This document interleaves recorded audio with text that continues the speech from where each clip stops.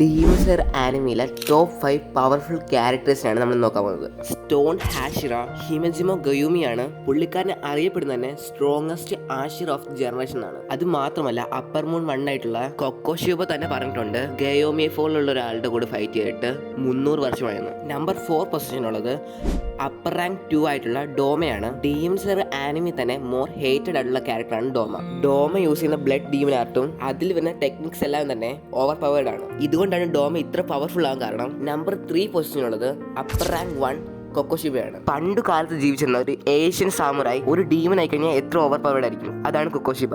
Then number 3 Muzan. Demon king എന്നറിയപ്പെടുന്ന Muzan ഡീംസിനെല്ലാം create ചെയ്തിട്ടുണ്ട്. മൂസാന്റെ weakness ആയിട്ട് വരുന്നത് സൺലൈറ്റ് മാത്രമേ ഉള്ളൂ. അത്രയും ഓവർ പവേർഡ് ആണ് മൂസാൻ. ഇനി നമ്പർ 2 പൊസിഷൻ വരുന്നത് യുറിച്ചി. ബേസിക്കലി ഈ ഒരു ആനിമിയുടെ ഗോഡ് ആണ് യുറിച്ചി. അപ്പോൾ നമ്പർ 1 ആയിട്ട് വരുന്നത് ഈ ഒരു ആനിമി തന്നെ ഒരൊറ്റ വീക്ക്നെസ് പോലില്ലാത്ത ടാൻജിറോ.